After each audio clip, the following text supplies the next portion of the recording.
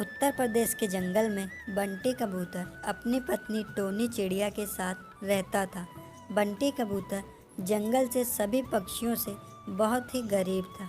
बंटी कबूतर बहुत ही भोला था।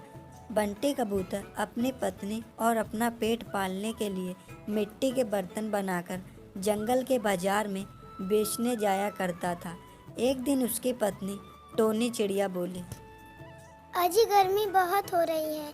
हमारे घर में जो पंखा है वो बहुत गर्म हवा देता है और हमारे घर से कुआं बहुत दूर है और मुझे वहां से इसी गर्मी में पानी लाने जाना पड़ता है। हाँ टोनी, तुम ठीक कह रही हो। अगर मेरे मिट्टी के बर्तन आज बिक जाते हैं तो मैं तुम्हारे लिए ठंडी ठंडी आइसक्रीम लेते आऊँगा।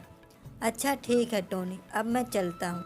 इतना कहकर बंटी कबूतर जंगल के बाजार में मिट्टी के बर्तन बेचने निकल जाता है।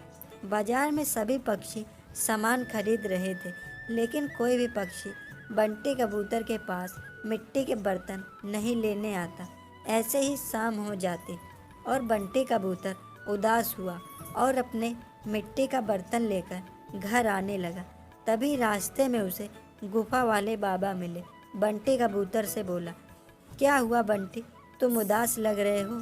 क्या बताऊं बाबा, मेरे एक भी मिट्टी के बर्तन नहीं बिके। कोई बात नहीं बंटी, तुम परेशान मत हो, तुम मेरे साथ आओ। तभी बंटी कबूतर बाबा के साथ गया और कुछ खाने के लिए बाबा ने बंटी कबूतर को दिया और उसी को लेकर बंटी कबूतर अपने घर आया और अपनी पत्नी टोनी को बोला, टोनी ये लो खाने का सामान। टोनी चिड़िया बोली, क्या हुआ जी? ये खाने का सामान आपको कहाँ से मिला? और आपने तो कहा था कि आप मेरे लिए आइसक्रीम लेकर आएंगे। क्या बताऊं टोनी, एक भी बर्तन नहीं बिके और ये तो अच्छा हुआ जो गुफा वाले बाबा हैं उन्हीं ने कुछ खाने को दिया। इतना कहकर दोनों खाना खाने लगते हैं और खाना खाकर सो जाते हैं। अगले दिन बंटी कबूतर मिट्टी के बर्तन बेचने शहर के जंगल जाता है। तभी अपनी पत्नी टोनी से बोला, टोनी तुम अपना ख्याल रखना, मैं बर्तन बेचने शहर के जंगल जा रहा हूँ। इतना कहकर बंटी कबूतर शहर के जंगल निकल पड़ता है। बंटी कबूतर शहर के जंगल पहुँच जाता है और वहाँ दूर दूर तक कोई भी पक्षी बंटी कबूतर से मिट्टी के बर्तन नहीं लेता। तभी वहीं बंटी कबूतर के पास एक अनजान पक्षी आता है और उसके हाथ में एक एसी था। तभी वह पक्षी बंटी से बोला, ठेले वाले भाई, मेरे इस एसी का ध्यान रखना, मैं अभी 2 मिनट में आया। इतना कहकर वह पक्षी वहाँ से चला जाता है और दोबारा लौटकर नहीं आता।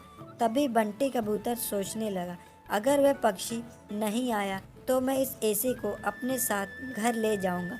शाम तक वह पक्षी नहीं आता और बंटी कबूतर एसी अपने घर ले जाता और अपनी पत्नी टोनी से बोला, टोनी ये देखो। अजी ये तो एसी है ना? हाँ टोनी, लेकिन तुम्हें कैसे पता? अरे मेरी माँ के घर के बगल हरी काकी के घर पर लगा है। तभी बंटी कबूतर उस एसी को ऑन करता है, लेकिन वह एसी खराब था। तभी बंटी कबूतर बोला, अब हम इस खराब एसी का क्या करेंगे? तब टोनी चिड़िया बोली, अजी आप जरा इसको खोल कर देखें, इसमें क्या खराब है? बंटी कबूतर ने एसी को खोला और देखा उसमें एक तार टूट गई थी। जैसे ही वह तार जोड़ता है तभी एसी चमकने लगता है। एसी से आवाज़ आई, मैं एक जादुई एसी हूँ और मेरे अंदर की मशीन को तुम एक मिट्टी का एसी बनाकर उसी में मेरी मशीन लगा दो। बंटी कबूतर मिट्टी का एसी बना देता है और वैसे ही होता है जैसे उस जादुई एसी ने कहा और वह एसी बिना ही बिजली के चलने लगता है। ये देखकर बंटी और टोनी बहुत खुश हुए और आपस में बातें करने लगे। अब हमें इस एसी का बिल भी नहीं देना होगा। और वे दोनों एसी की ठंडी हवा लेते और वे दोनों हंसी खुशी रहने लगे। तो दोस्तों ये थी हमारी आज की कहानी। अगर आपको यह वीडियो पसंद आए तो इसे लाइक करें, सब्सक्राइब करें।